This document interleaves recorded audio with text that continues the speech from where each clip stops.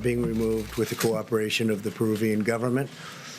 And we're also dealing with Honduras on getting some people out that got caught up, and we are working on that very well, again, with the Honduran government's work, and they're working with us, so I appreciate that.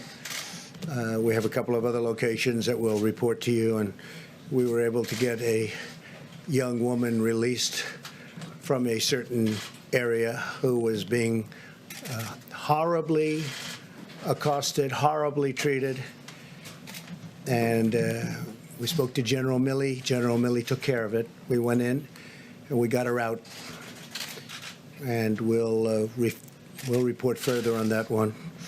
But it's that was rough stuff. I want to thank General Milley. I want to thank all of the people that were involved and the people that went in to get her. I want to thank you very much.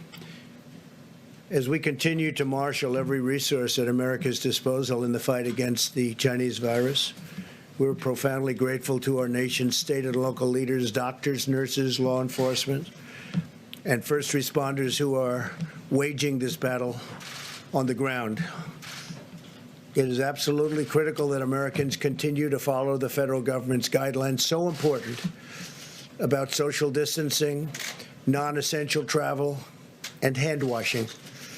Defeating this unseen enemy requires the help and commitment of every single American. I want to just say that Senator Rand Paul, a friend of mine, he's been a great friend of mine. He's been always there when we needed him, when the country needed him. And as you know, he just tested positive. Jose Diaz-Balart, spoke to him yesterday, tested positive. And some people are they're getting quite close to home. And it's a terrible thing that's going on. The hidden enemy, I call it the hidden enemy. And I think they'll all be fine. I hope they're going to be fine. But I just want to send our regards, and I think I can speak on behalf of our country, to those two great friends of mine. We're working urgently with Congress on legislation to support the millions of workers, small businesses, and industries who have been hit hard by the virus through no fault of their own. Our goal is to get relief to Americans as quickly as possible so that families can get by and small businesses can keep workers on the payroll. This will help our economy, and you will see our economy skyrocket once this is over. I think it's going to skyrocket. It's a pent-up demand. It's a built-up demand, and I guess you really have to say who knows, but I think it's going to be a tremendous day when we win this war, and we will win the war. We want to win the war with as few, if you look at it, just deaths as possible. We want to have as few number of deaths as possible. Today I'm announcing action to help New York, California, and Washington ensure that the National Guard can effectively respond to this crisis. The National Guard, these are tremendous people. They're fully on alert. We've signed what we had to sign, and it's been activated. We're dealing also with other states. These states have been hit the hardest. Actually, pretty much by far, you could say the hardest. Everybody can see that. Just look at the numbers. And through FEMA, the federal government will be funding 100% of the cost of deploying National Guard units to carry out approved missions to stop the virus while those governors remain in command. So the governors locally are going to be in command, and will be following them, and we hope they can do the job, and I think they will. I spoke with all three of the governors today and just a little while ago, and they're very happy with what we're going to be doing, because we'll be announcing some other things for those three states and some other states where it's hit the hardest. This action will give them maximum flexibility to use the Guard against the virus without having to worry about costs or liability, and freeing up state resources to protect the health and safety of the people in their state.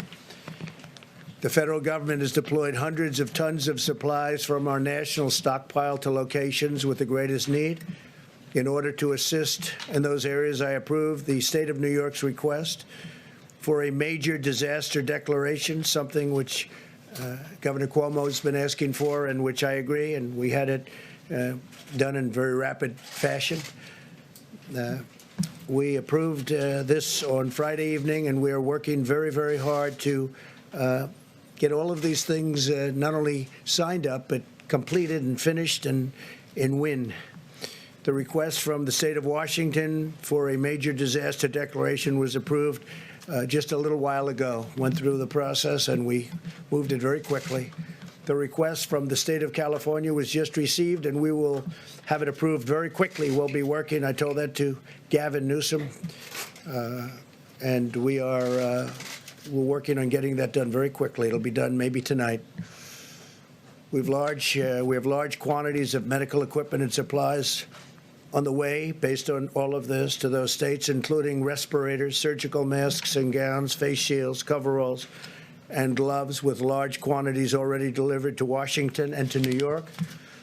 In addition to large quantities of supplies, I've also directed FEMA to supply the following: 4 large federal medical stations with 1,000 beds for New York, 8 large federal medical stations with 2,000 beds for California, and 3 large federal medical stations and 4 small federal medical stations with 1,000 beds for the state of Washington. The governors know. The supplies en route to California and New York will be delivered within the next 48 hours. In addition, the Naval Hospital ship, the USNS Mercy. It's incredible ships. These 2 ships are incredible. One on the West Coast, one on the East Coast, will be deployed to Los Angeles to add emergency surge medical capacity, and they have a tremendous capacity. They are really something. I will say that if you look at some of the things we've been doing, and now those numbers have gone up, and just to be a little bit more exacting, we've done a presidential approval for requests for major disaster declaration for the state of New York. Approval of Title 32 National Guard activation for the state of New York. We're providing all of this at no cost to the governor. I spoke with Governor Cuomo. He's working hard. We're all working hard together. The relationship has really been amazing. But it also enables the governor to provide robust National Guard support to the state, and the 25%, we're going to be waiving that 25% cost. We're picking up, we'll be coordinating, and they'll be doing something with very special people. Mission assignment of the U.S. Army Corps of Engineers to provide support to build out alternate care sites. They're doing various alternate care sites, which have now been designated by New York. 4 large federal medical stations of 1,000 beds. These are very complex places, actually, with great equipment and great people. Strategic National Stockpile Order, and this is as of a number of days ago, so far delivered to New York, and this is the 19th. We had the N95 respirators, 186,416 delivered. We've delivered 444,078 surgical masks. Many have been delivered since then. Face shields, we've delivered 84,560 face shields. Surgical gowns, 68,944 to New York. Coveralls, 352. Gloves, 245,486. Also, to New York, in terms of what's been delivered just since then, the numbers are quite large, and we have tremendous numbers of companies also making equipment. For the state of Washington, we've delivered 369,000 N95 respirators, 507,406 surgical masks. And this is as of about 3 days ago. Face shields, 63,788 face shields. Surgical gowns, 107,850. Gloves, 240,376. And we have many, many things pending. It's actually not pending. They're being fabricated. They're being made, and they're moving. Now, for Washington, so we have 4 small federal medical stations, 250 beds. And for Washington, state of Washington, we have 3 large federal medical stations, 750 beds. And then you have, as I said, the approval of the Title 32 National Guard. State of California, again, to be very precise, we're going to have the approval of the Title 32 National Guard activation. And we're providing all of this, again, like in New York, at no cost to the governor, meaning to Governor Newsom and the state, no cost to the state. It enables the governor to provide robust National Guard support to the state.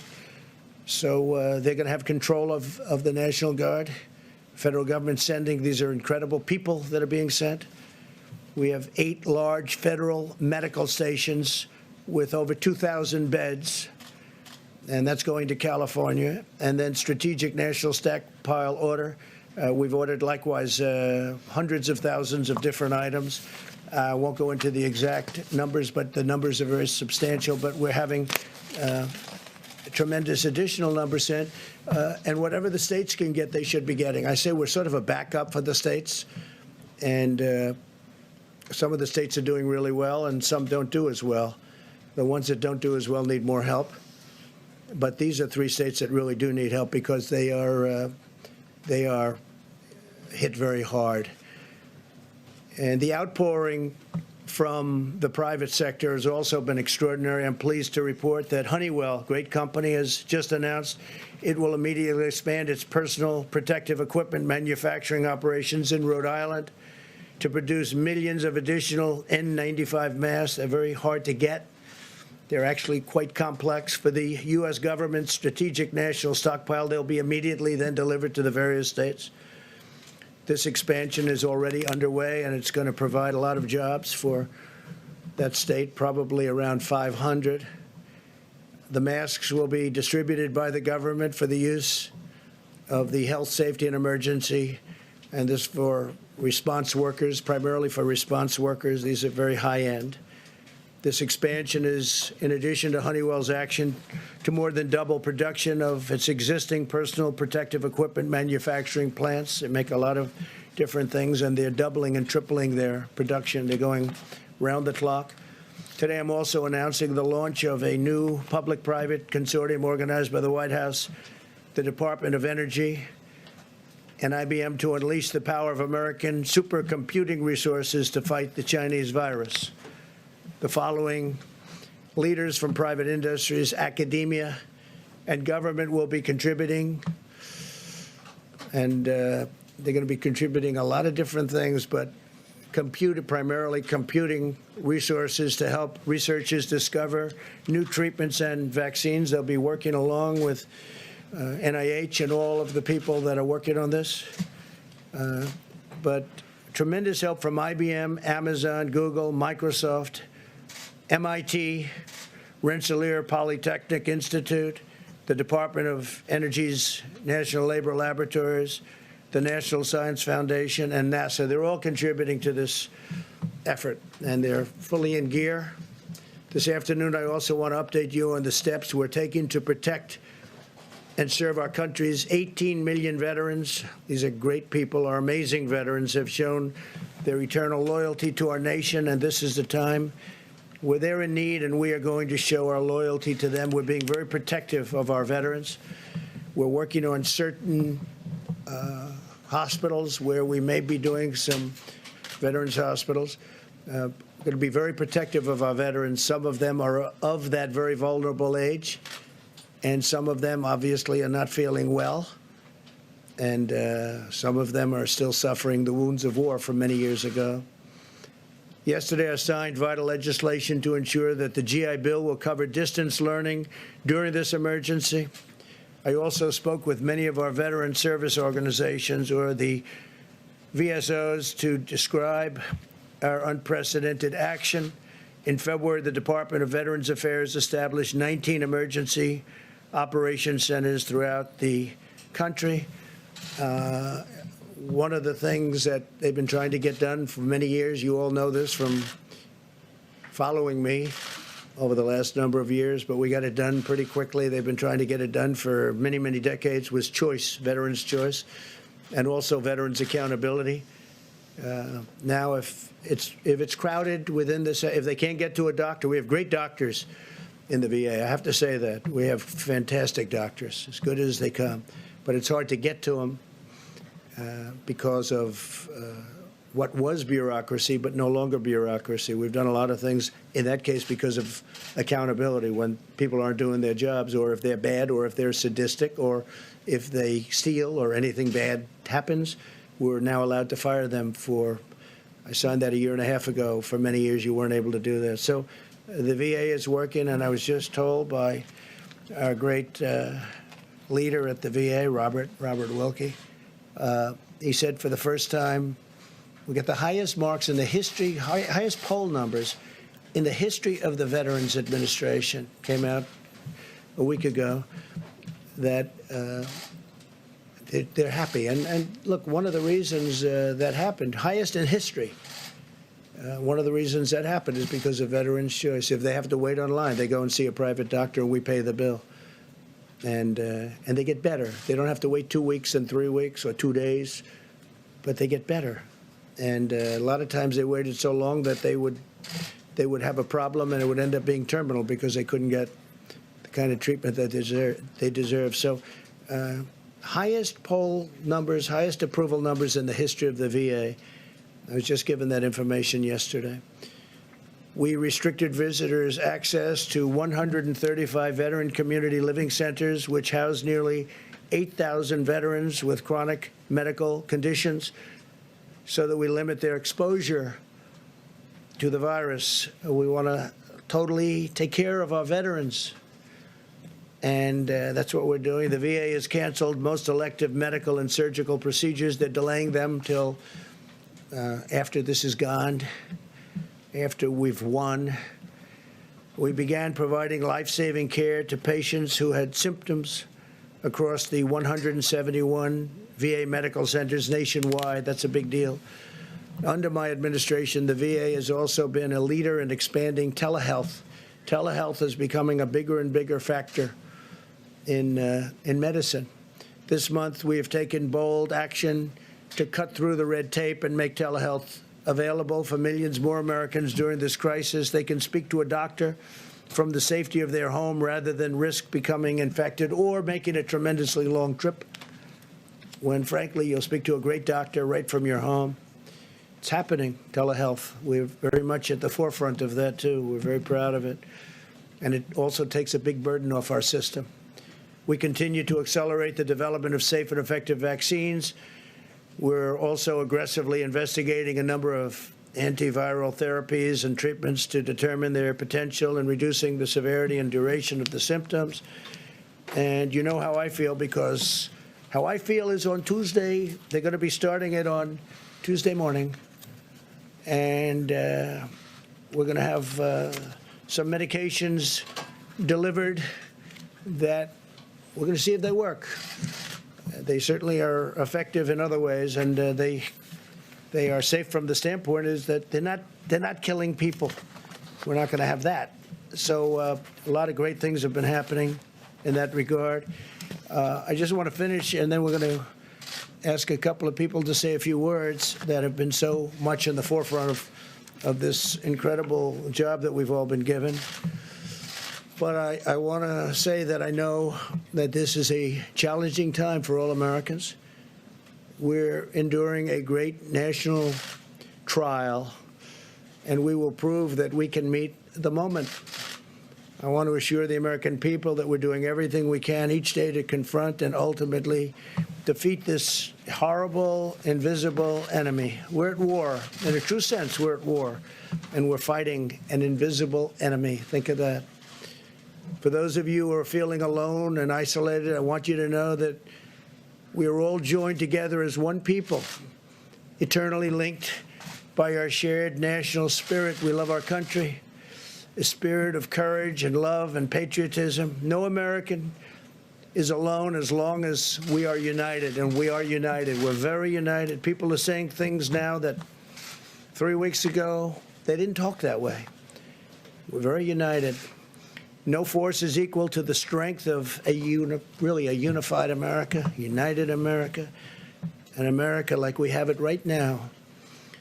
For those worried and afraid, please know as long as I am your president, you can feel confident that you have a leader who will always fight for you, and I will not stop until we win. This will be a great victory. This is going to be a victory.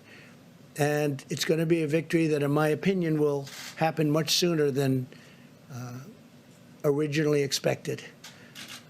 It's now attacking, the enemy is attacking 144 countries at this moment. 144, that's unthinkable. There's never been anything like this. And it's vicious. It is vicious. Some people recover well, and some people have a hard time. We all know that. But we will be totally victorious. We will then get our economy up to a level that it was, and in my opinion, beyond, because that will be a pent-up demand. There is a pent-up demand, and a lot of great things will happen. But I'm very proud of our country. I'm very proud. I'm very proud to be your president, and it's just something that's just, you're very special people. So thank you very, very much. And I'm going to ask, if I might, a combination of Pete. Why don't you start off? Okay, please. Thank you, Mr. President. Thank you. Just a little bit about what we're doing in Washington, California, and New York. We understand that the states of Washington, New York, and California are the areas seeing a steady increase in COVID-19 virus cases. In order to assist with additional needs identified in those areas, the state of New York was approved for a major disaster and declaration this morning. Washington State was also approved earlier today. California submitted their request, and the President will consider it immediately. We have medical supplies en route to these states, including respirators, surgical masks, gowns, face shield, coveralls, gloves, with quantities already delivered to both Washington, New York, and California. And we anticipate additional supplies to be delivered within the next 42 hours to all these states.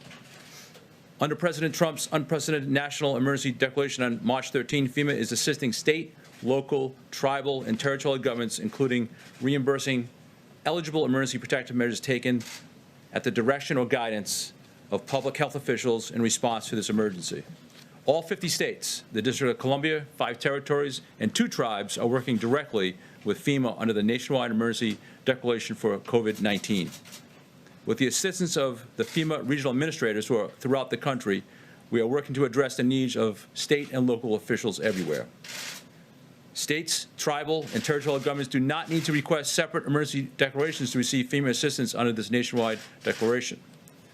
The emergency declaration does not authorize direct financial assistance available to individuals such as disaster unemployment assistance or other needs assistance at this time. Just a note on the USNS Mercy. Based on analysis of potential needs for hospital beds on the West Coast, the decision was made that the USNS hospital ship Mercy would have the greatest impact in California. The Department of Defense has been given direction to dispatch it to Los Angeles immediately. DoD has advised that the Mercy can get into position within a week or less of today's order. Even though there are more cases right now in Washington, the projected needs for beds in California is 5 times more that of Washington. The Mercy will be used to take pressure off local hospitals, other medical needs, and not for treating COVID-19 cases. And finally, a little bit about the National Guard. The federal government continues to take aggressive action and proactive steps to address the COVID-19 threat as we attack the health and safety, or protect the health and safety of the American people. It remains our top priority. The National Guard is especially posted and equipped to assist federal, state, local agencies while serving the public. In response to this unprecedented nationwide operation, President Trump has approved Washington, California, and New York National Guard units under Title 32 status for the COVID-19 response. The President's action provide the nation's governors continued command of their National Guard forces, enabling states to use additional resources to meet the missions necessary in the COVID-19 response.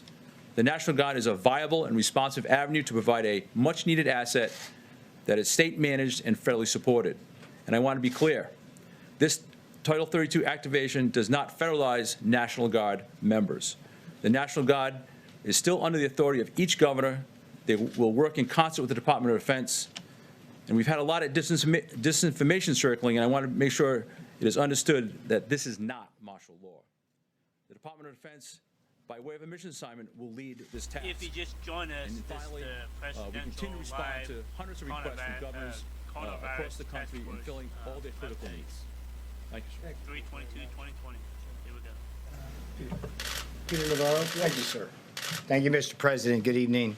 What I want to talk briefly about is the Defense Production Act. And to give you the overview here, using the full power of private enterprise and the full force of the federal government, my job at the White House is to make sure tactically, working with FEMA and HHS, the American people, particularly our healthcare professionals, get the gloves, the masks, and all of the personal protective equipment they need.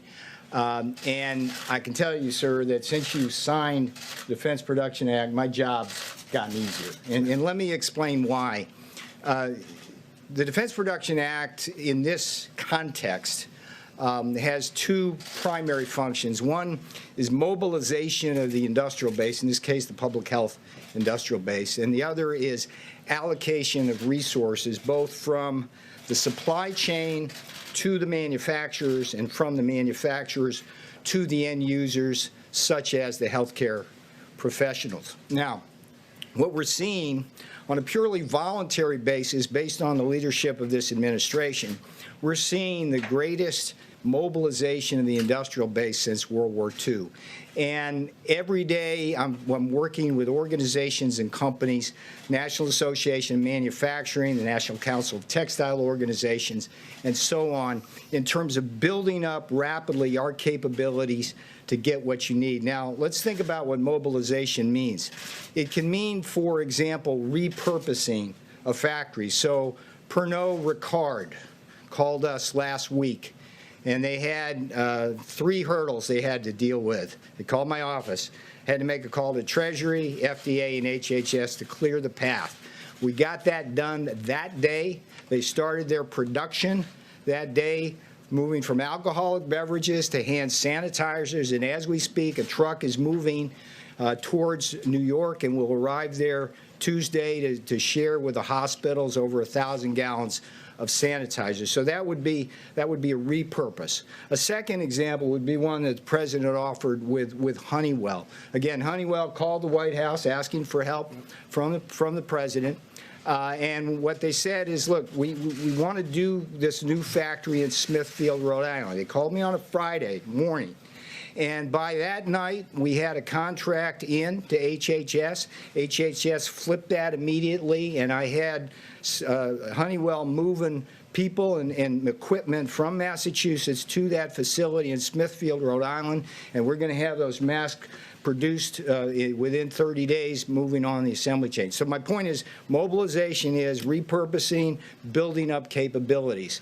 And the other portion is, of course, the allocation of resources. Now, what I can tell you so far is that the Defense Production Act, sir, has given me quiet leverage. When you have a strong leader, you can take a light hand initially. And so what we've seen with this outpouring of volunteers from private enterprise, we're getting what we need without putting the heavy hand of government down.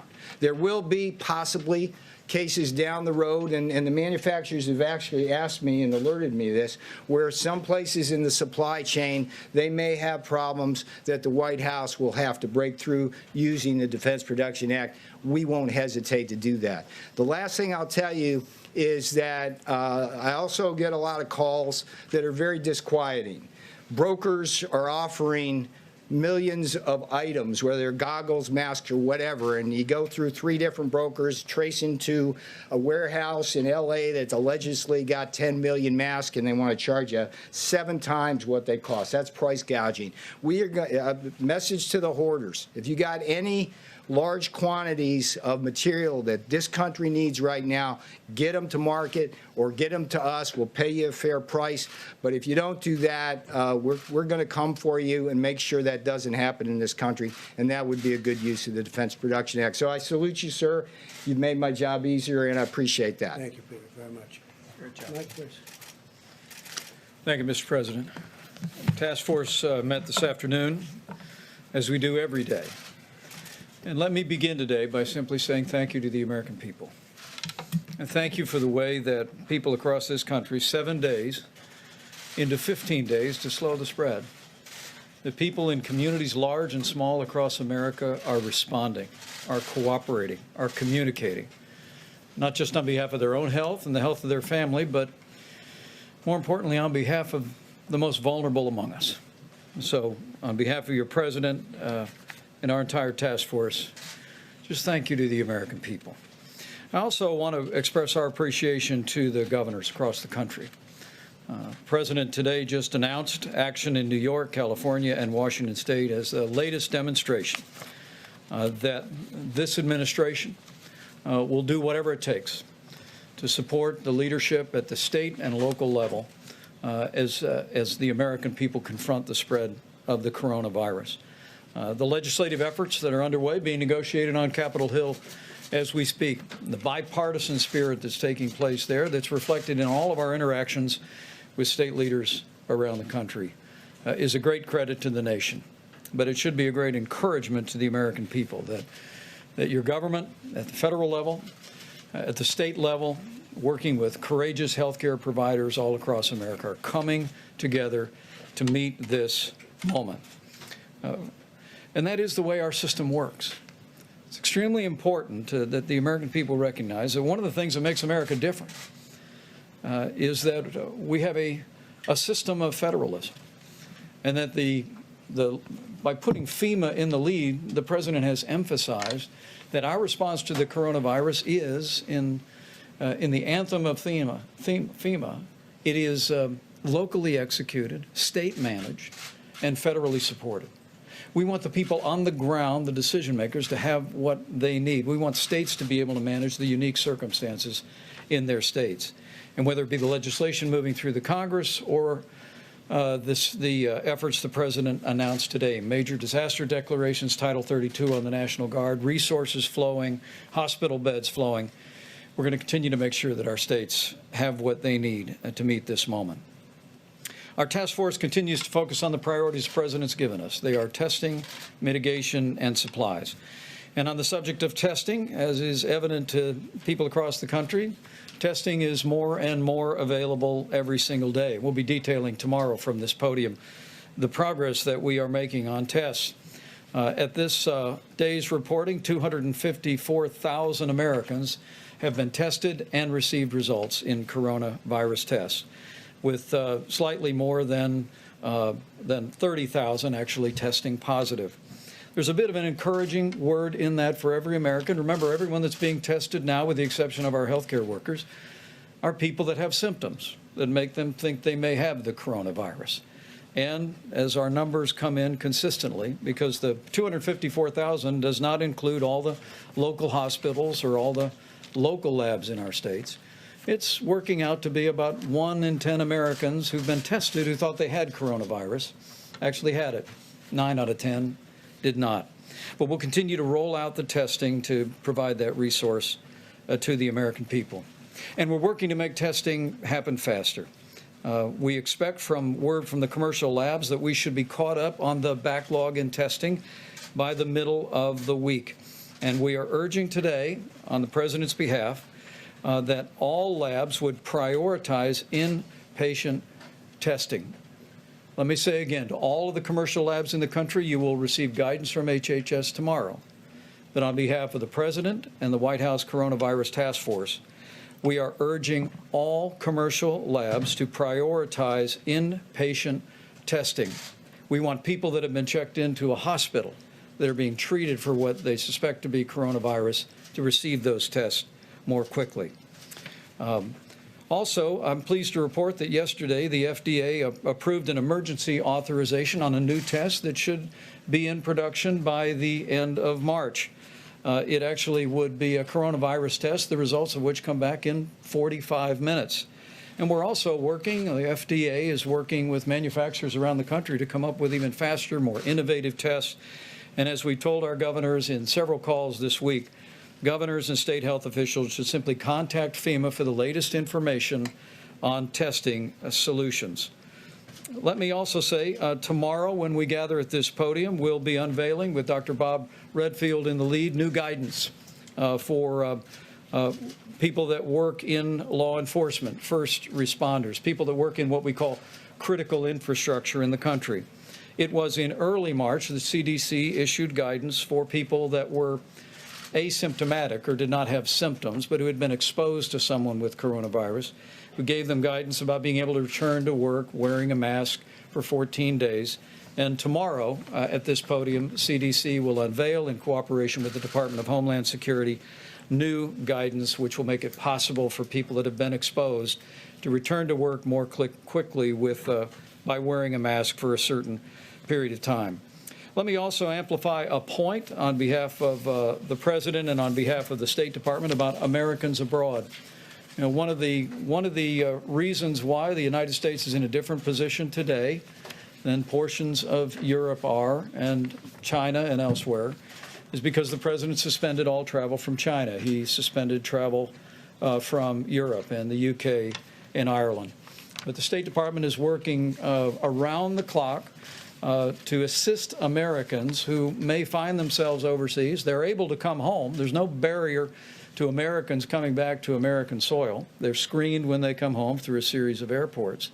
But we're aware that with flights being canceled, some Americans have found themselves unable to find a way home. And as the President said, we've been working very diligently through the State Department to make it possible. Their commercial flights have been chartered. We're also working with the military for a backup on flights. At this point, the State Department has brought more than 3,000 Americans back home.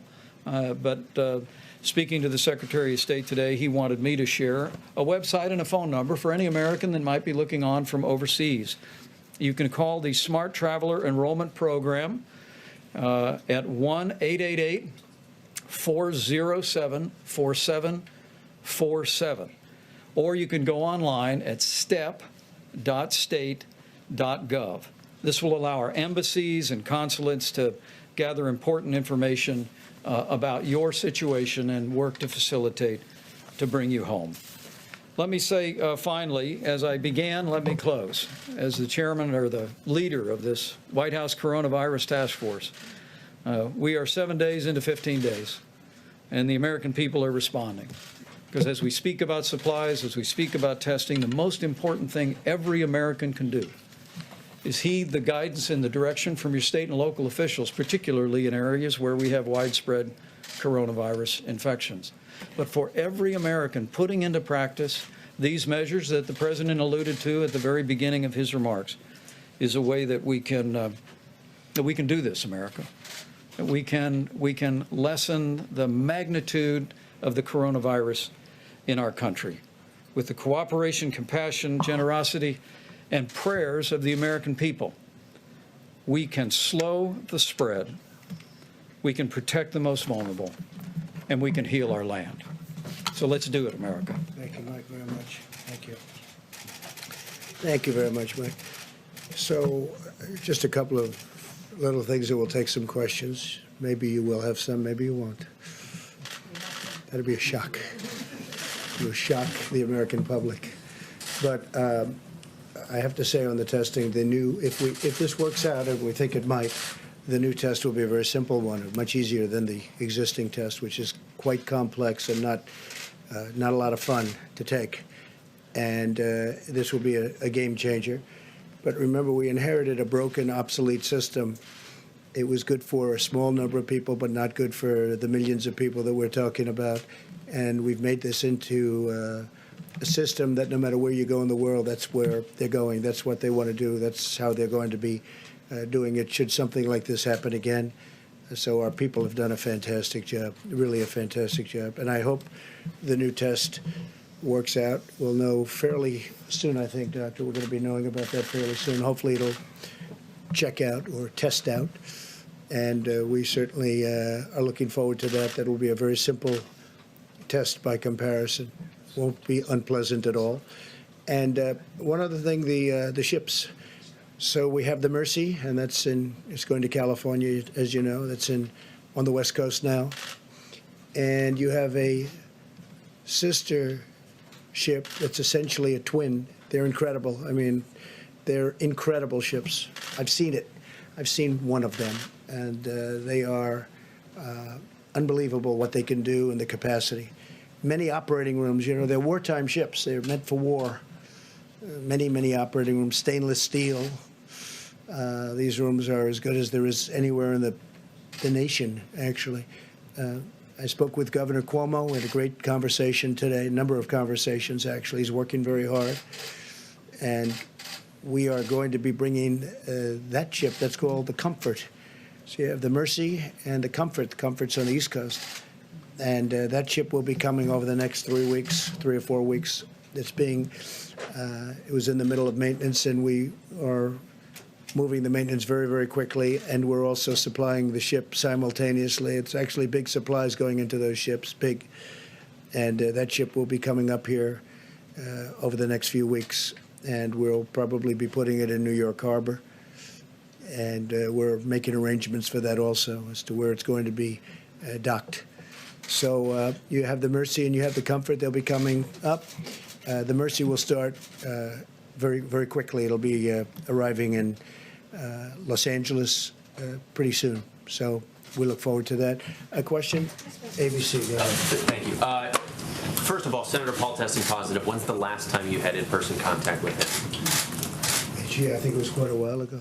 I don't But know. also, It's been a long time. on top of Senator Paul, now 4 senators are in isolation, and the rules say that in order to vote, they have Who to are be they, there. please? Who are they? Romney, Senator Lee, Senator Gardner, Senator Gardner, Senator and Rick Scott. Senator Rick Scott. Also, 2 of them were in contact I with. guess Rick is with coming out. With the critical stimulus package vote expected. Romney's in isolation? Yes. Yes. Gee, that's too bad. Go ahead. Detect sarcasm there, No, sir? none whatsoever. Do you think that Congress should consider changing the rules to allow them to vote remotely if it comes to this critical stimulus? I was thinking about it today, and I'm saying, you know, you could have a lot of senators and a lot of House members. I spoke last night with a very good man who happens to be in the House, as you know, and he's just started, and he tested positive. So you could have a large number of people in there from Congress. You could have, between House and Senate, you could have a large number. And I think it's something, at least, I mean, I fully understand why you should be there. I think it may be a constitutional reason why you should, but we could be in a position where I would certainly be in favor of it, where they could vote from a certain outside location. I would be in favor of it. I was thinking about it today. I mean, we could be in this, look, with what's going on, nobody's ever seen anything like this. You could have a lot of people in there from Congress. And it would certainly be, they may tell me there's a reason constitutionally, and there may be, but I would be totally in favor of it on a temporary It basis. does seem like negotiations still have a ways to go on the stimulus package. Are you concerned about the timing at all and the Well, message it sends? we have an interesting thing. You know, we all want to get to the same place, but we have different. We want to, and I just wrote this down just a little while ago. We want to protect the worker very much. So do they. So do the Democrats. We also want to protect the worker through their companies. We don't want to necessarily. We're going to help the worker anyway, but ideally they can go back to one of their great companies. You know, you have great companies that are in financial trouble now, and we need money to help those companies so they get back into where they should be, health. You know, most of these companies 4 weeks ago were having the best year they've ever had. Last year was the best year, almost all of them, other than Boeing, which is incredibly had problems, big percentage of GDP. But we have to be able to work with Boeing. Boeing was a great company and will be a great company again, I think, shortly. So we have to work with the companies, and they don't want to do that. It's crazy. They don't want to do that. I don't want stock buybacks, so I don't know where the problem is there, but I know that's one of the things that they're talking about. I do not want stock buybacks. I don't want to give a bailout to a company and then have somebody go out and use that money to buy back stock in the company and raise the price and then get a bonus, okay? So I may be Republican, but I don't like that. I want them to use the money for the workers. I want them to use the money for the company, to help the company in the airline business to take care of their planes and all of the things they have to do, including buying new planes. But I don't want stock. I don't want to have any stock buybacks. The Democrats are with me. I don't know what the problem is on that one because I can't imagine that is too tough. We want to be able to take care of our people. You're going to have things coming up. We're going to have some of the elements that they're talking about. They're down to, I mean, literally 95% of things that you would think that they wouldn't agree, and you'd think the Republicans wouldn't agree to it. And unemployment, as an example, is one of the things they talk about, and unemployment insurance. I think we're very close on that, but right now they're not. So right now they're not there. But I think that the Democrats want to get there, and I can tell you for a fact the Republicans want to get there. And I don't think anybody actually has a choice. It's a bold package. It's a big package. We do have money for, one of the things is we do have money for saving small businesses. I don't imagine the Democrats, because we have a lot of money set aside for small businesses. We also have a lot of money set aside for big businesses, the big, powerful companies that were powerful 4 weeks ago, and today they're overextended. Look at the cruise line. That's a tremendous business, a big business, very important to Florida. And it's unthinkable a month ago. Just unthinkable. They were setting all sorts of records. They're building new ships. We can't let the cruise lines go out of business. I mean, that would be massive numbers of jobs for our country, and actually for the world. But for our country, it's a massive business, and it doesn't take much to keep them going. So we have to provide for that. But I think both the Democrats and the Republicans are agreed that we have to take care of our workers, and we're going to be doing that in numerous ways, including a substantial cash payment. Yeah, please. When it comes to the Defense Production Act, we know that governors across the country all day today were pleading with you to utilize the DPA, saying that they need it specifically for that allocation piece that you mentioned, Mr. Navarro. Okay. Why not use it now if that would answer their pleas for help? Well, we are using it now. The fact that I signed it, it's in effect. But, we're a country not based on nationalizing our business. Call a person over in Venezuela, ask them how did nationalization of their businesses work out? Not too well. The concept of nationalizing our business is not a good concept. But I'll tell you why. As Peter said, we may have to use it someplace along the chain, but we're getting calls. Here's the beauty of it. If we go out and we want, let's say, masks, we don't know who to call on masks, but Hanes, who makes things of cotton, various elements, lots of things. It's a great company. They called us, and they said, we're going to make millions of masks. We got a call today from 3M. There's a big article today, the head of 3M. They're going to make tremendous products, and they're more or less in that business. And if they're not, like, for instance, General Motors spoke to us, Ford spoke to us about doing ventilators. The beauty is they're calling us. If you go the national route, nationalization route, we're going to tell a company to make a ventilator. They don't even know what a ventilator is. In the case of one company, they used to make them years ago, and they know how to make them. It's a very complex piece of equipment, frankly. So what we're doing is, I think Peter said it maybe better than anybody's going to say it. We have the threat of doing it if we need it. We may have to use it somewhere along the supply chain in a minor way. But we have millions of masks being done. We have respirators. We have ventilators. We have a lot of things happening right now. So just the threat of using it. But using it's actually a big deal. I mean, when this was announced, it sent tremors through our business community and through our country. Because basically, what are you doing? You're talking about you're going to nationalize an industry, or you're going to nationalize. You're going to take away companies. You're going to tell companies what to do. The truth is, most people, nobody would know where to start. There are companies out there that you wouldn't think of that have called us that say, we can do ventilators. We used to do them years ago, and they can do them in large quantities. If I call companies and say, you build ventilators, they don't even know what a ventilator is. So it's really working out very well. One of the reasons I read the numbers to you is because we've given vast numbers of just about everything. We've taken it out of our supply, and we're restocking our supply. But we're really backing up the governors. The governors have to go out, do their things. And you have a lot of governors, they've done a fantastic job. You have some that haven't. Usually it's the ones that complain that have the problems. But we've had a great relationship, as an example, with Governor Cuomo, with Governor Newsom. We've had a great relationship with the state of Washington. Those are three hotbeds. Those are three hotbeds. Now, we're also dealing with other states. As the Admiral said yesterday, we're dealing with all of the states, actually, in one form or another. Some are very affected in a very minor way, where you have 2 people or 3 people. And I don't even mean deaths. I mean literally cases. And that's different than New York, where you have, you know, tremendous, where everybody, I lived there for a long time, everybody's extremely close, tight. And you have a lot of cases in New York. You have a lot of cases in New York.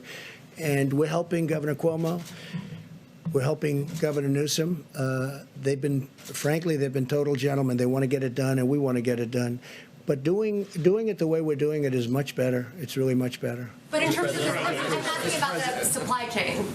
It's about allocation, not about manufacturing. So the companies, it's not about nationalizing the companies. It's about the allocation. We coordinate with the states, and we are coordinated with the states. And for the most part, the coordination's been very good. Look, 3 days ago, I had a phone call with all the governors. I actually allowed the press to stay. They weren't supposed to stay.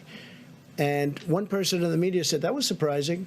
It's actually a little risky doing that, because we had Democrats and we had Republicans. And, you know, they're politicians, and they always have something to say. Well, I took a lot of calls, and we really didn't get one nasty or bad response. They were thanking us for the job we did. And I had the press standing. I don't know if you were there. I don't think so. I had the press standing there watching. They weren't supposed to be there, but I said, let them stand there. The governors were very complimentary, very, very complimentary. And I watched over the last few days Governor Cuomo. I watched Gavin Newsom in California. I watched both of them, and they've been, you know, very complimentary. And those are really the hotbeds. And so we want to keep that going. I'm very proud of this country, and I'm frankly very proud of a lot of the politicians that normally we're fighting with. We have different views on things, you know, a little different view. But we're going to get to the same place. We have different views, but we're going to get to the same place. Yeah, please. Yes, I wanted to ask if you're considering an executive order to free elderly, nonviolent criminals from federal prisons. We have been asked about that, and we're going to take a look at it. It's a bit of a problem.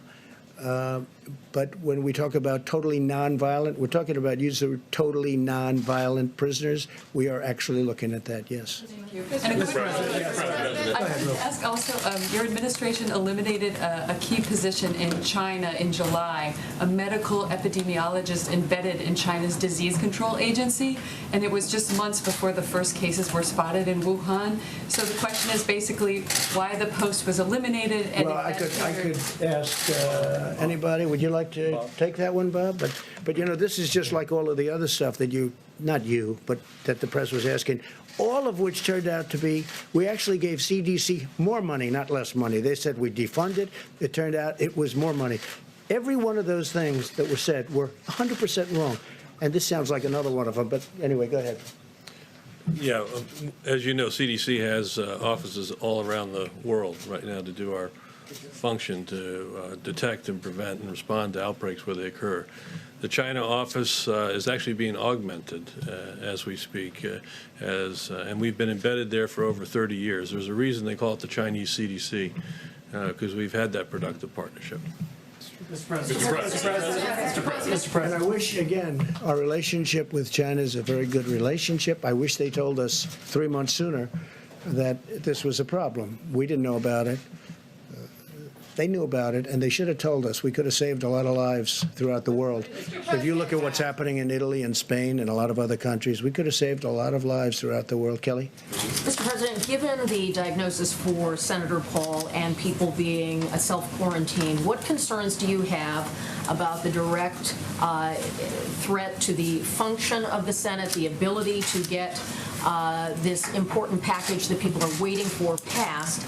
And should Americans be expecting you to extend the 15 days, given the climate of how this is spreading at this point? Well, I hope we won't have to. It's possible, but we'll have to see how that works.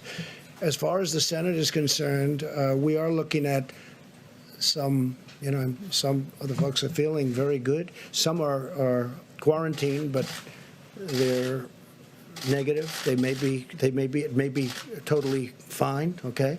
Others are positive. We're just finding this now for the first time. I mean, over the last 2 days, we found that. Do you see it as a threat to the aid package that Americans are waiting for? No, I don't see any threats at all. Honestly, I don't see any threats at all. It'll all work out. It is a question, and a very good question, I thought, that we are considering. Now, I don't know if you can do it constitutionally, but we are considering letting people vote, senators, congressmen and women, vote from a outside, namely a hospital or a home, depending on where they are. So we are looking at that. It's a little trickier question most people would believe, but we are looking at that very strongly. Mr. President, speaking of this, I think Kelly was kind of alluding to it. While we've been up here, they weren't able to get the 60 votes to move the package for the cloture vote. I'm just curious, just your reaction to that, sir. And then what is Mitch McConnell telling you and Secretary Mnuchin? Well, we're dealing with him all the time, and we're dealing with Mitch. We're dealing with the other side. Everybody wants to get there. We'll see what happens. I think you'll get there. To me, it's not very complicated. We have to help the worker. We have to save the companies.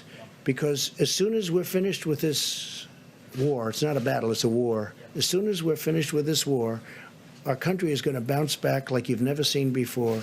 But we have to get it to that position, and we have to make sure that those companies are whole, that they haven't been disbanded. Because if you do that, it's going to take much longer. So in a way, it's being penny wise if you don't.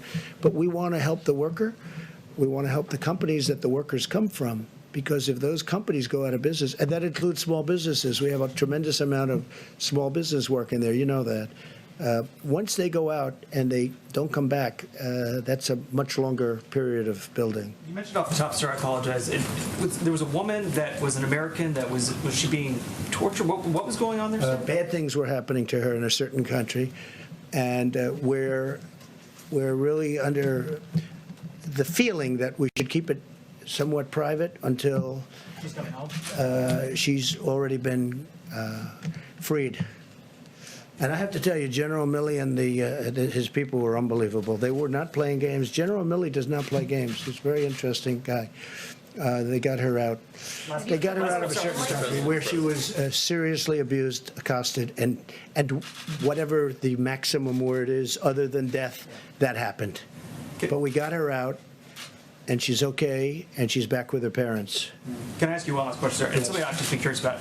Previous crises like the tsunami, Katrina, past presidents, they've called their predecessors and said, hey, I need you to step in, do something like that. Do you have any interest in reaching out to Presidents Bush, Obama, Clinton, Carter, or talking to them? I'm just curious if that's something you would consider or not. Look, I have the best people in the world. I think we're doing an extraordinary job. If you look in, let's say, the H1N1, you look at that was a disaster. That was a tough period of time for our country. You look at so many other things that weren't handled very well, whether it's Katrina or something else. Look, I respect everybody, but I feel I have an incredible team, and I think we're doing an incredible job. When you look at the job we're doing, and all you have to do is look at the approval numbers on the job we're doing, I think we're doing an incredible job. So I don't want to disturb them, bother them. I don't think I'm going to learn much. And, I guess you could say that there's probably a natural inclination not to call.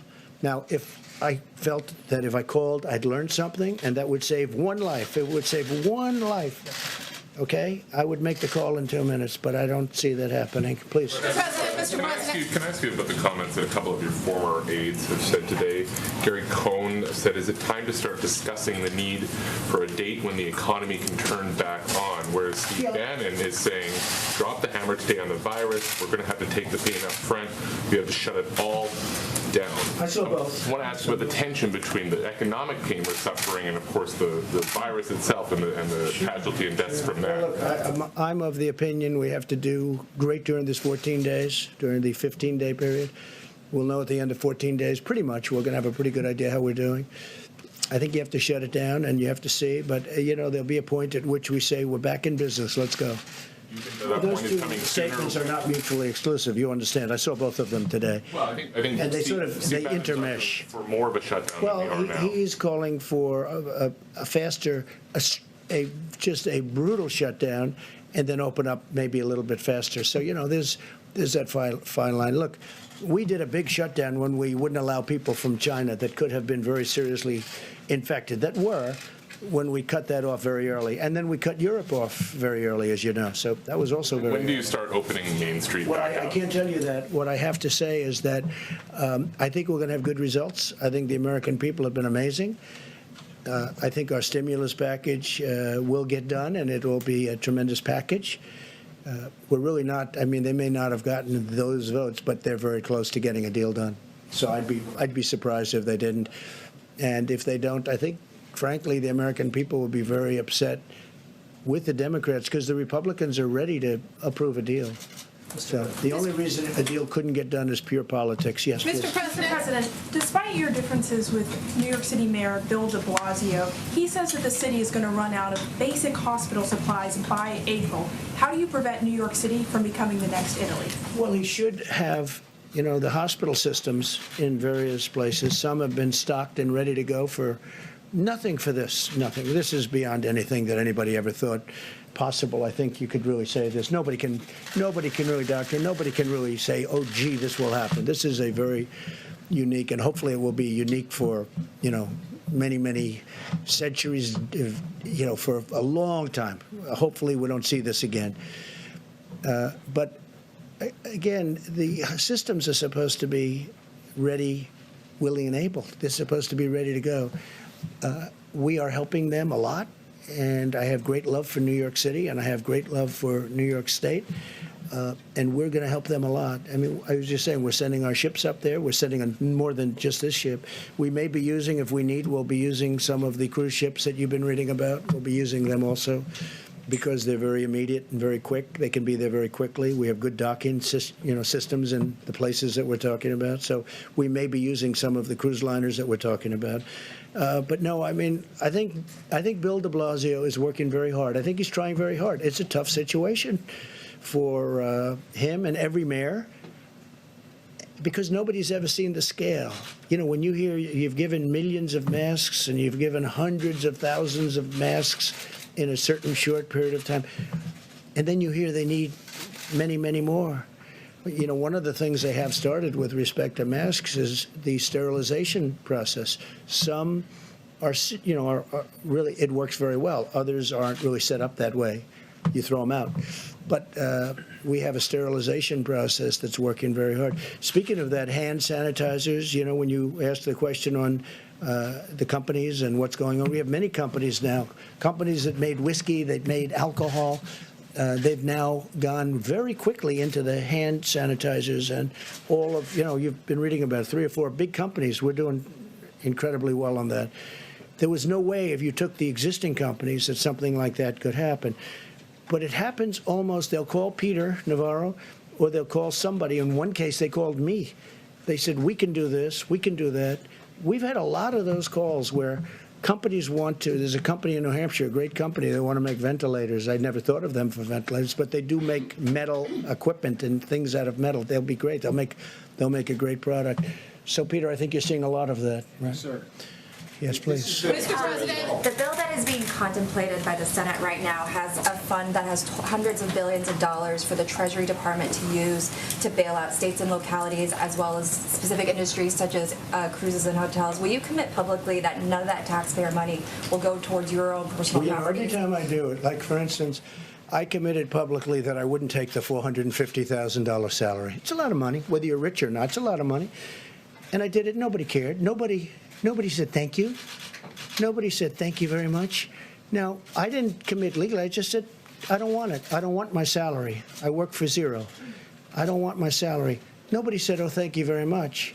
But I guarantee you, if I ever took it, you would go out after me, you in particular, would go out after me like crazy. So I have no idea what they're talking about with regard to the one element. Everything's changing, just so you understand. It's all changing. But I have no idea. But every time I commit to do something, I committed to do many. Look, I ran, and everybody knew I was a rich person. I built a great company, and people knew that.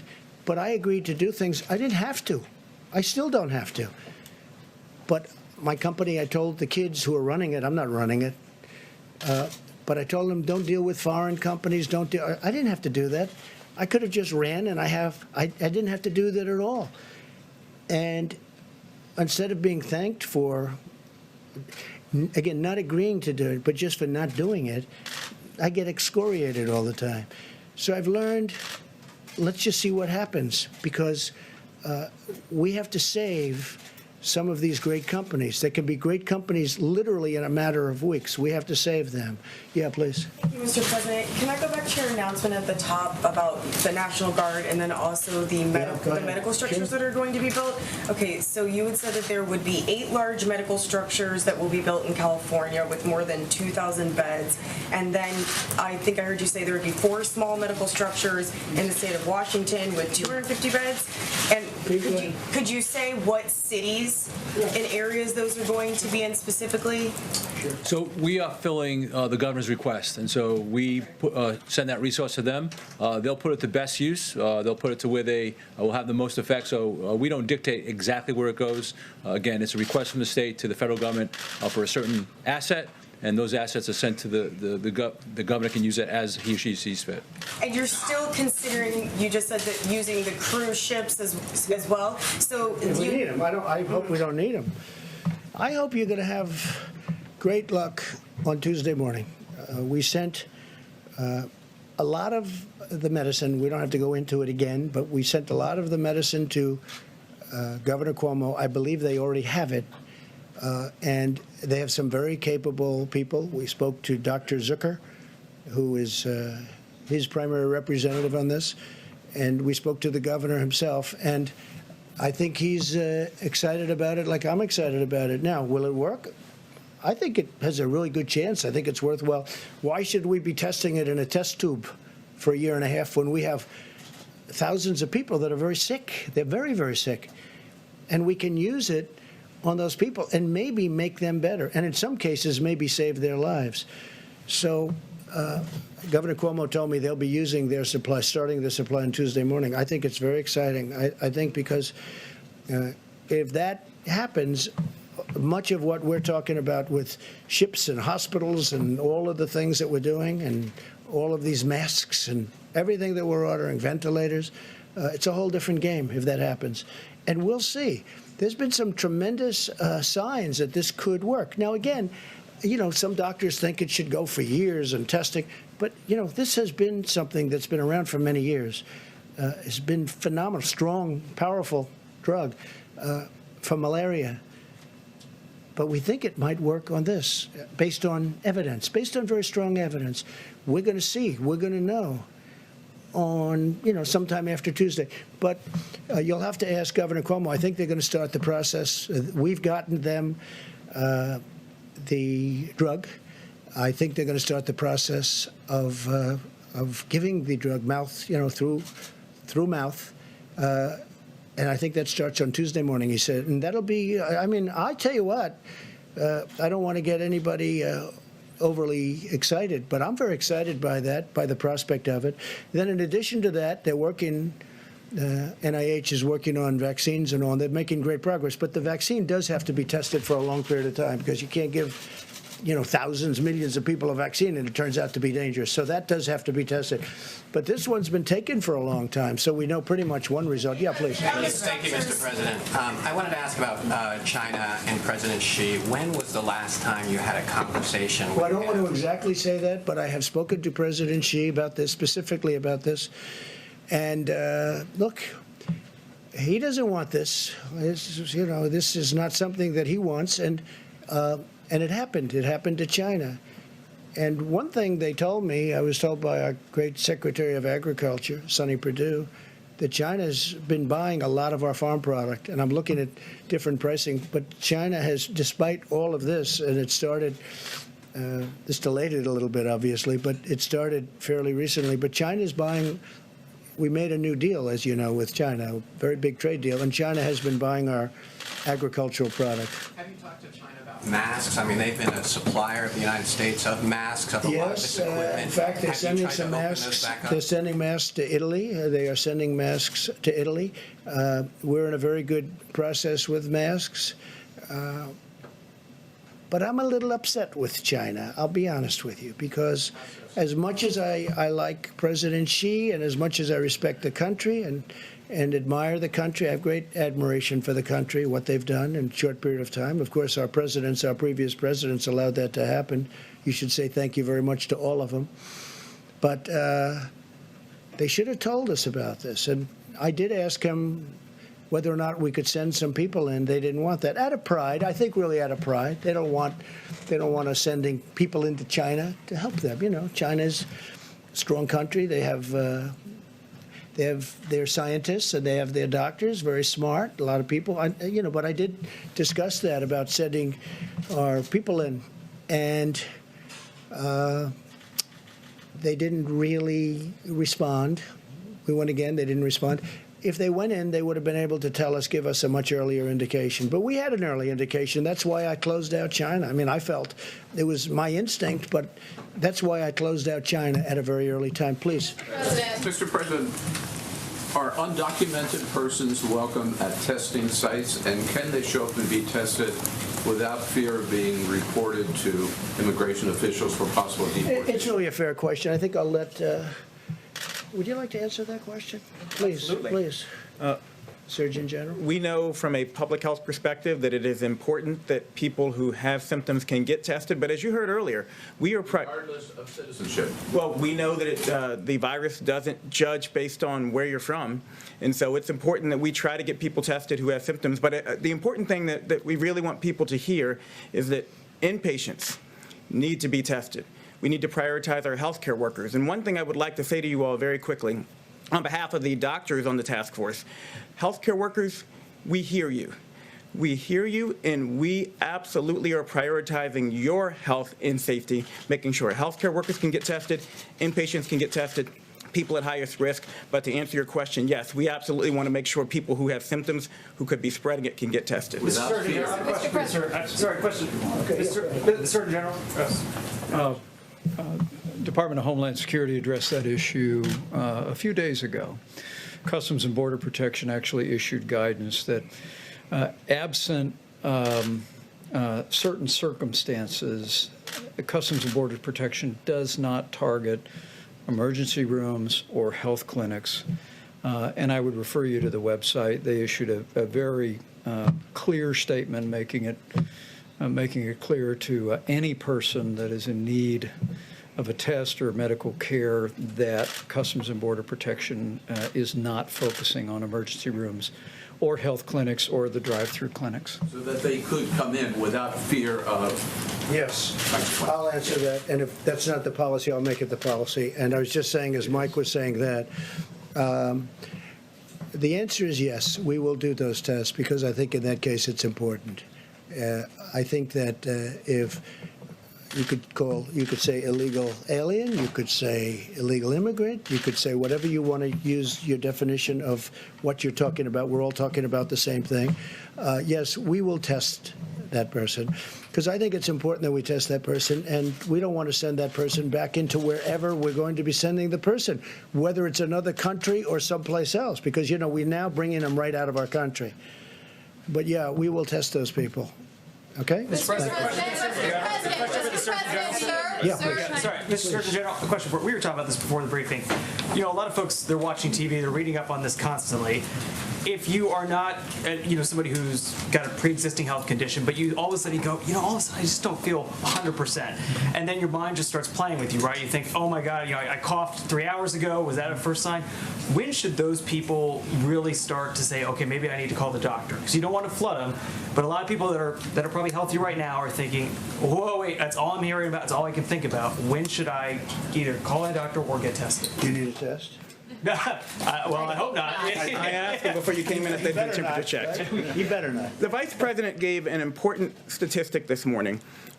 Only 10% of the people who have symptoms who've been tested actually tested positive for coronavirus, meaning 9 out of 10 people who actually likely had symptoms do not have the coronavirus. So I want people to understand that so that they are reassured. I also want to direct people to a website we've been telling them about all the time, coronavirus.gov. Coronavirus.gov has information to walk you through the symptoms, fever, cough, shortness of breath, body aches, and what to do if you have symptoms or you're worried. The most important thing we can tell people is call your healthcare provider, talk to your healthcare provider. Information is at coronavirus.gov to walk you through when to come in and when and what to do. And Mr. Vice President, you got tested yesterday. I'm just curious, sir. Can you tell us what that was like for you? A lot of people are going to be going through this. What were you standing by the phone? Were you just having a nice tea? I mean, what did you? Yeah, what was that like? And what did you do to kind of kill that time to keep your mind at ease? He wasn't. The test was very quick, but it goes a fair amount up into your sinuses, and it's not comfortable. And that's the reason it probably is a good opportunity to say again to any American looking on. If you don't have symptoms, you don't need a test. The current testing format, although they're evolving regularly now, we just mentioned that I think at the end of this week there'll be a new test, and there's all new technologies. I would say again to all the governors that are looking on and their state health officials, contact FEMA. We'll give you all the latest information on new testing that is available, including steps we're making where Americans would be able to test themselves and send it in. For you, what was that like for you, sir? Well, for me and Mrs. Pence, it was kind of a pinch. It was kind of invasive, but we were grateful for the support. Walter Reed Hospital processed the test very quickly. They had a lab at the hospital to be able to do that, and gave us the results quickly. But it also informed me. We were wondering during that time as a family. And it's one of the reasons the President's made it such a priority that we brought all these commercial labs together. And now more than 250,000 tests have been done. We believe we'll be caught up, if you will, by the middle of this week on a backlog of tests. But we announced today that we are directing commercial labs to prioritize people who are in the hospital for tests, as we want to continue to work with new technology and with the new focus and guidance from HHS to get the results of that as quickly as possible for every American. So if they have coronavirus, they can be properly treated, or they can have the peace of mind that they may have some other respiratory ailment, but not that. Mr. President. And you know, anybody that knows Karen Pence knows this, because the Vice President told me. He said she actually handled it better than him. Right? That's true, right? I didn't handle it so well either. Don't worry about it. President, Speaker Pelosi earlier today said that the House may introduce its own bill. Are you willing to work with the Speaker on a House bill? And given what happened in the Senate just a short time ago, what are you willing to do to get this bill over the finish line, given the urgency? Secondly, did you send a letter to North Korea's Kim Jong-un seeking cooperation with the coronavirus? And if so, what type of... With numerous countries. If they need help, we'll give them help. There's nobody has what we have, especially with the new tests that are coming out. North Korea, Iran, by the way, and others. We are open for helping other countries. And there's a very serious time, and North Korea is going through something. Iran is going through something very, very strong. Iran is really going through a very difficult period with respect to this, as you know. So I've put the, it's really a glad hand, it's all it is, to North Korea, to Iran, and to many other countries. And we're working with, as the doctor can say, we're working with many countries with respect to the problems that they have. Again, it's over 140 countries right now. But North Korea, Iran, and many other countries, we will help, and we're willing to. As an example, this new test, if this new test works out, where instead of going through what we all went through with this rather difficult test, to put it nicely, we would have, is that just a swab on the tongue, doctor? Or how does that work? It's a similar swab, but they can work in doing it in the nose. Not to the same, not to the same. All the way It doesn't go all the way up and hangs right under your eye, right? So that's a tough test. So if we do that, the procedure, the test, and nobody has this in the world. Nobody has this. This is developed by us. We think it's going to be certified soon. We think it's going to be very good. But if we have that, we'll be able to help a lot of countries. Please. Speaker Pelosi's sir, what about Speaker We're going to work Pelosi, with sir? everybody to see if we can get something done. Please.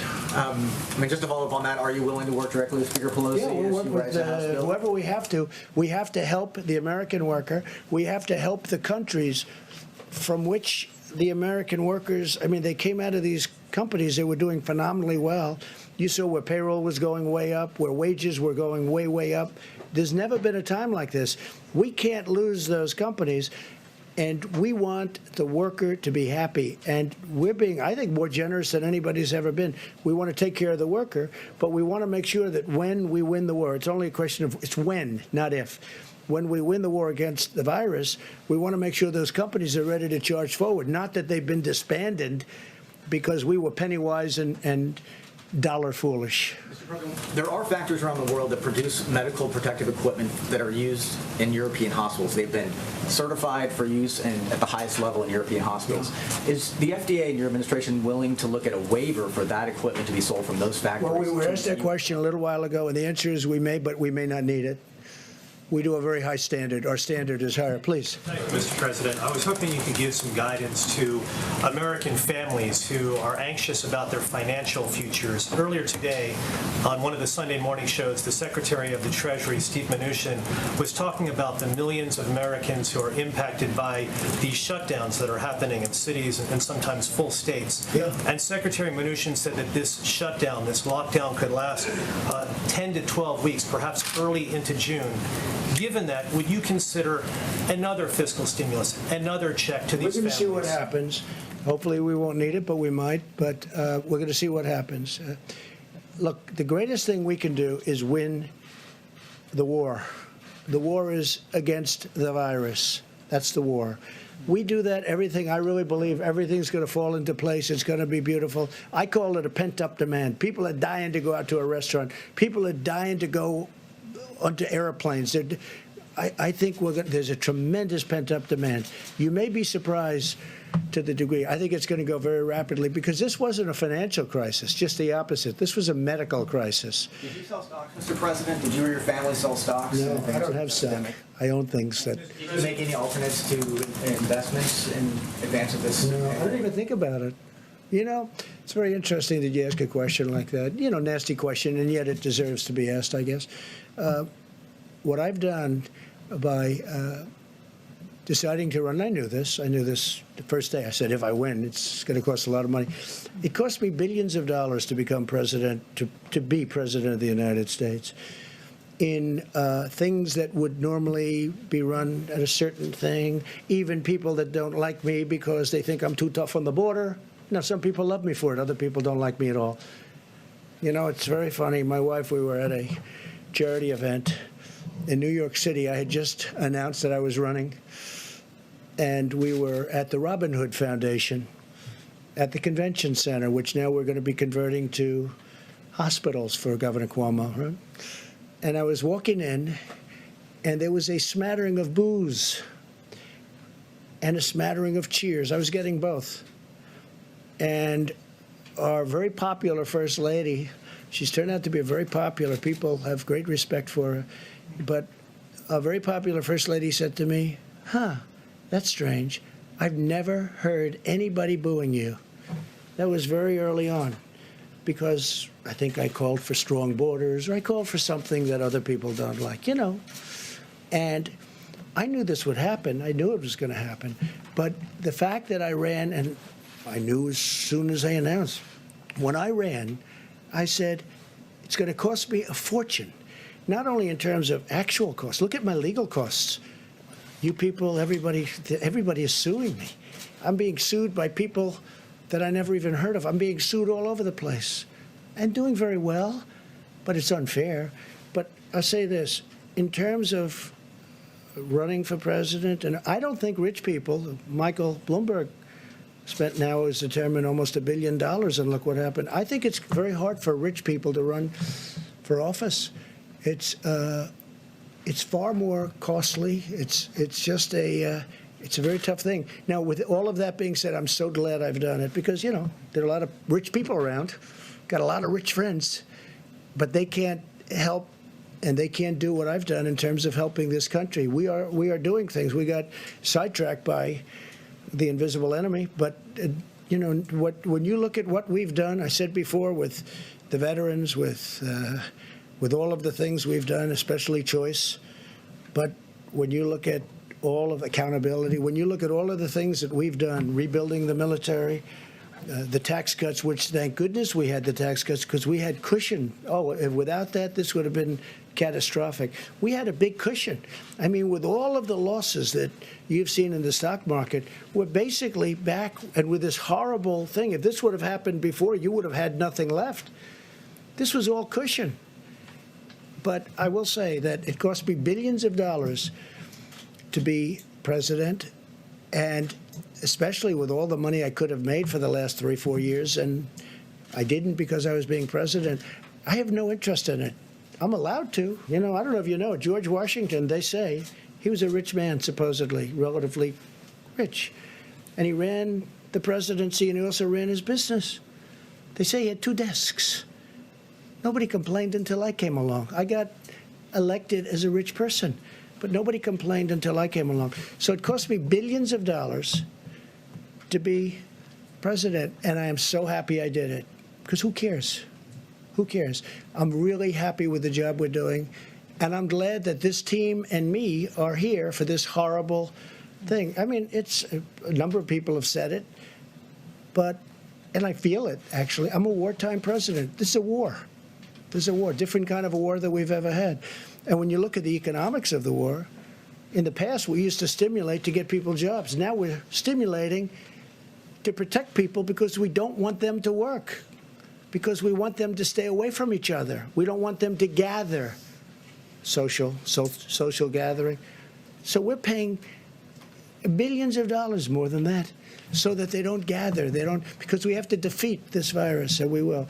But it cost me billions and billions of dollars to be president, and I am so happy I did it. Foreign countries, please. I realize that your priority is to Americans and, of course, this nation. But what about, have you ever considered supporting the foreign countries who are also fighting this global pandemic?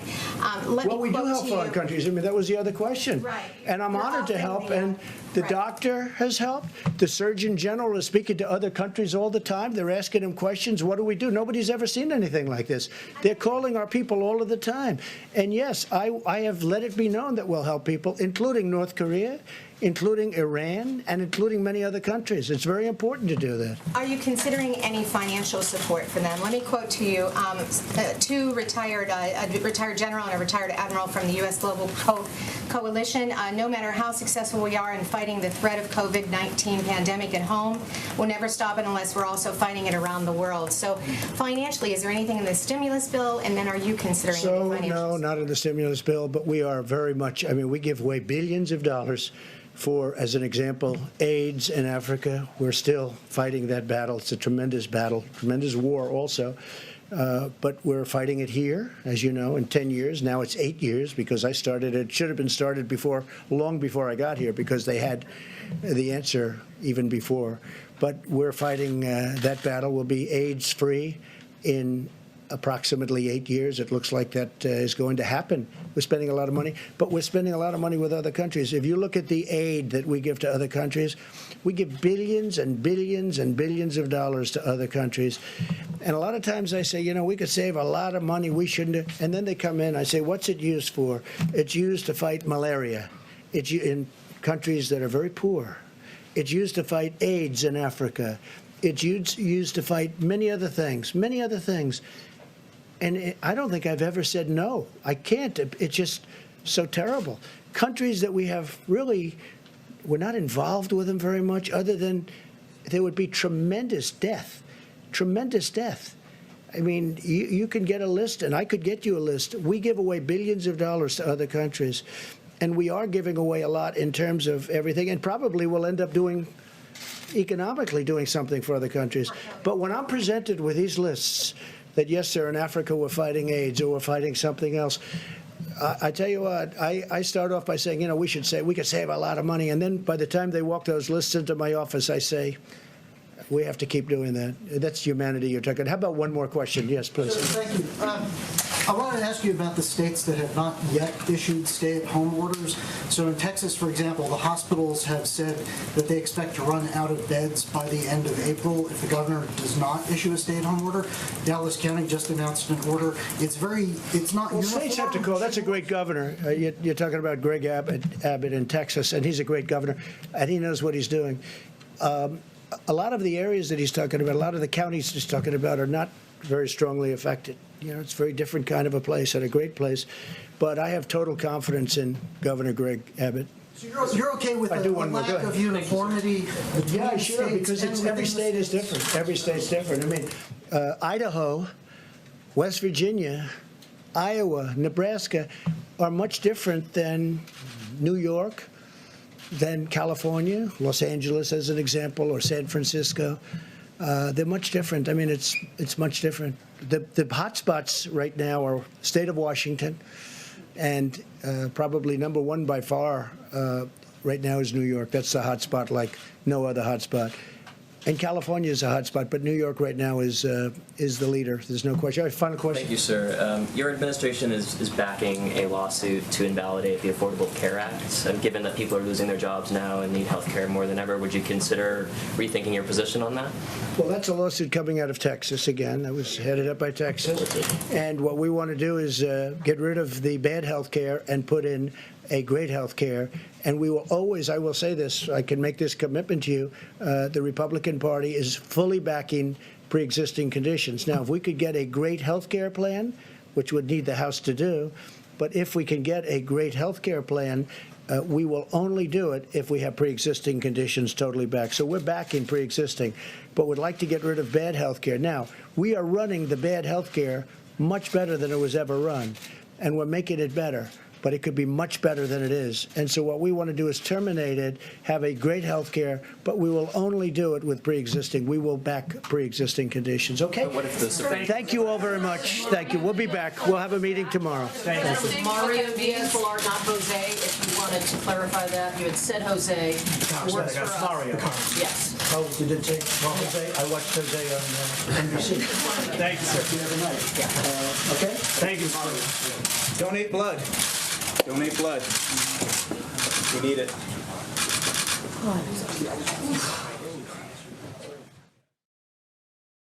Was President Trump